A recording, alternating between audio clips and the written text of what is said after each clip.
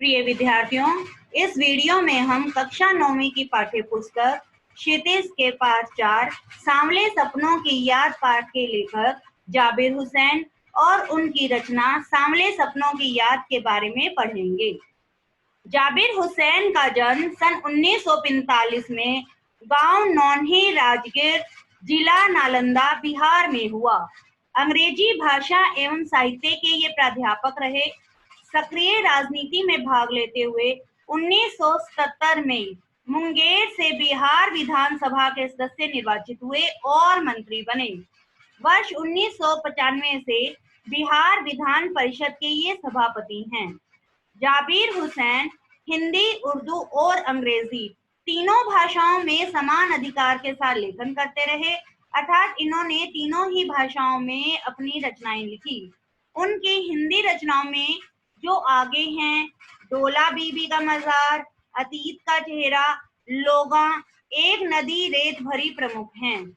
अपने लंबे राजनैतिक सामाजिक जीवन के अनुभवों में उपस्थित आम आदमी के संघर्षों को इन्होंने अपने साहित्य में प्रकट किया है। संघर्षरत आम आदमी और विशेष व्यक्तित्वों पर लिखी गई उनकी डायरियां चर्चित, प्रशंसित हुई हैं। जाबिर हुसैन ने डायरी विधा में एक अभिनव प्रयोग किया है जो अपनी प्रस्तुति, शैली और शिल्प में नवीन है। प्रस्तुत पाठ जून 1987 में प्रसिद्ध पक्षी विज्ञानी सालिम अली की मृत्यु के तुरंत बाद डायरी शैली में लिखा गया संस्मरण है। सालिम अली की मृत्यु से उत्पन्न दुख और अवसाद को लेखक ने सांवले सपनों की याद के रूप में व्यक्त किया है। सालिम अली का स्मरण करते हुए लेखक ने उनका व्यक्ति चित्र प्रस्तुत किया है। यहाँ भाषा की रवानी और अभिव्यक्ति की शैली दिल को छूती है। आइए अब हम पाठ के बारे में जानते हैं। सांवले सपनों की याद। सुनहरे परिंदों के खूबसूरत पंखों पर सवार सांवले सपनों का एक हुजूम मौत की खामोश वादी की ओर अग्रसर है। कोई रोक टोक सके कहाँ संभव है। इस हुजूम में आगे आगे चल रहे हैं सालिम अली, अपने कंधों पर सैलानियों की तरह अपने अंतहीन सफर का बोझ उठाए। लेकिन यह सफर पिछले तमाम सफरों से भिन्न है। भीड़ भाड़ की जिंदगी और तनाव के माहौल से सालिम अली का यह आखिरी पलायन है।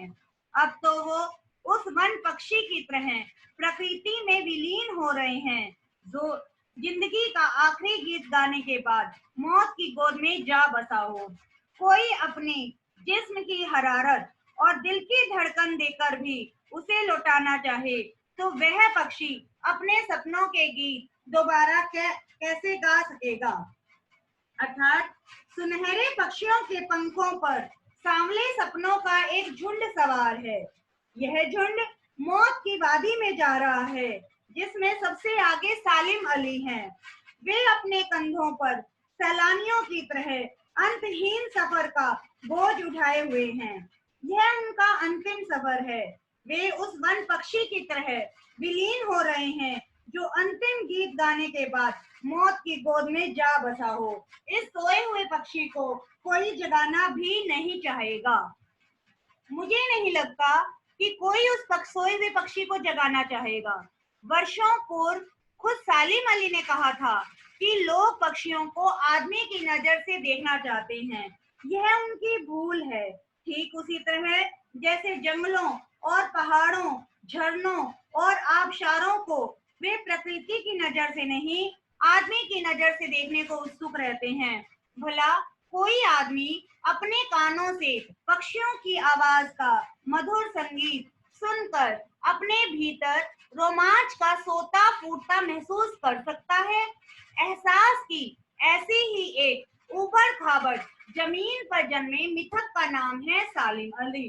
कहने का मतलब है कि सालिम अली इस बात से दुखी थे कि लोग पक्षियों को आदमियों की नजर से देखते हैं। वे झरने, पहाड़ों, जंगलों को भी इसी दृष्टि से देखते हैं। ऐसे में वे उनके मधुर संगीत का अनुभव नहीं कर पाते हैं। एहसास की ऐसी ही जमीन पर एक व्यक्ति का जन्म हुआ था जिसका नाम था सालिम अली।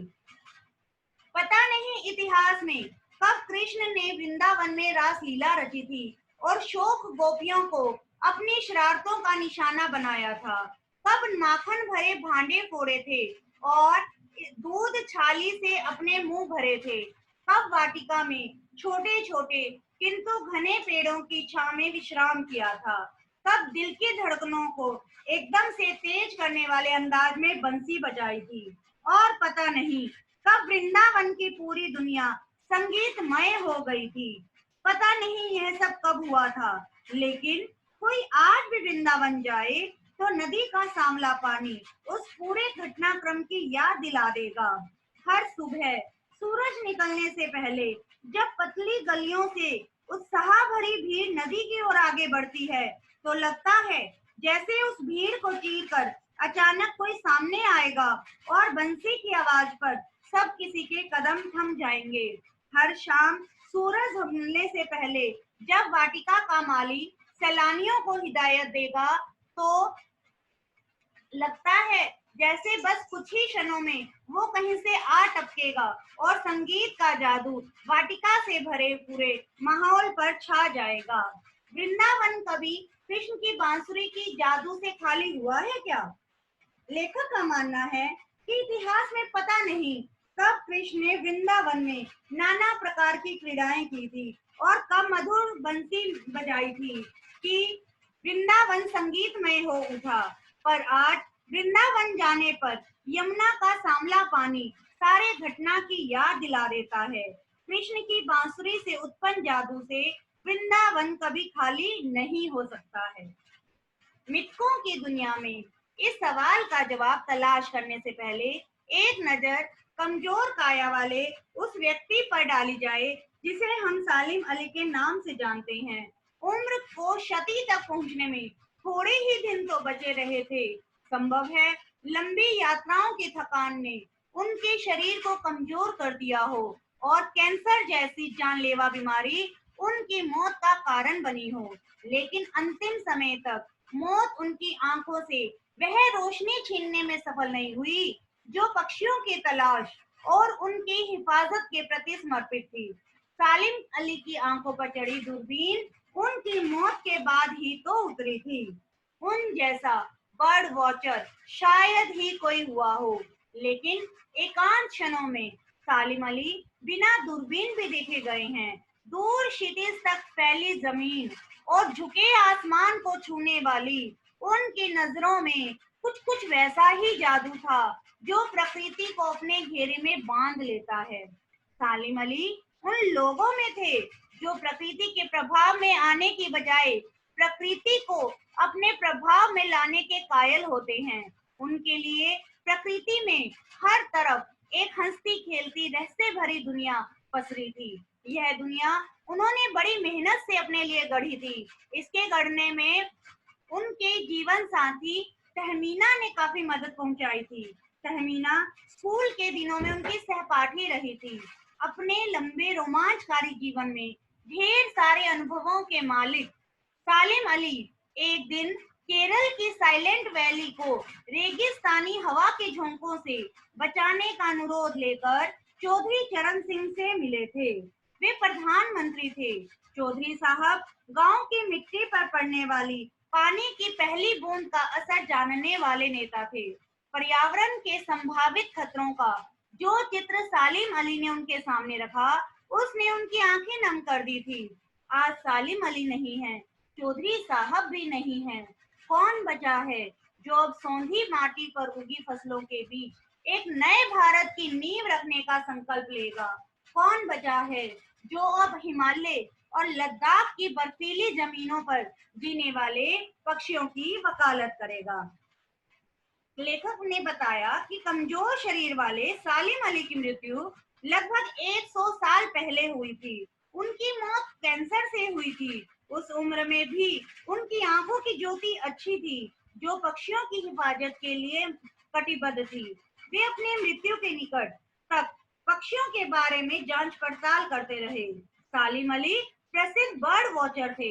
एकांत के क्षणों में प्राकृतिक दृश्यों को देखने में खोए रहते थे। प्रकृति में उनके लिए अपनी हंसती खेलती रहस्यमयी दुनिया थी। जिसे उन्होंने अपनी जीवन संगनी तहमीना की मदद से बनाई थी।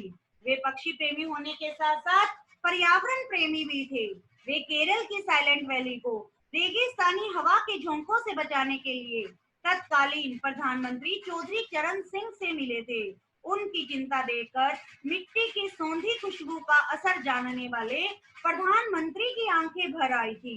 आज ना तो चौधरी चरण सिंह जिंदा हैं और न पर्यावरण प्रेमी सालिम अली। ऐसे में प्रकृति, पर्यावरण और पक्षियों की चिंता कौन करेगा? सालिम अली ने अपनी आत्मकथा का नाम रखा था फॉल ऑफ ए स्पैरो। मुझे याद आ गया, डीएच लॉरेंस की मौत के बाद लोगों ने उनकी पत्नी फ्रीडा लॉरेंस से अनुरोध किया था कि वे अपने पति के बारे में कुछ लिखे।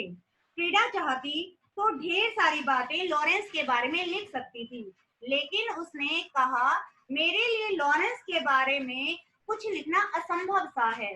मुझे महसूस होता है कि मेरी छत पर बैठने वाली गोरैया लॉरेंस के बारे में ढेर सारी बातें जानती हैं, मुझसे भी ज्यादा जानती है। वो सचमुच इतना खुला खुला और सादा दिल आदमी था।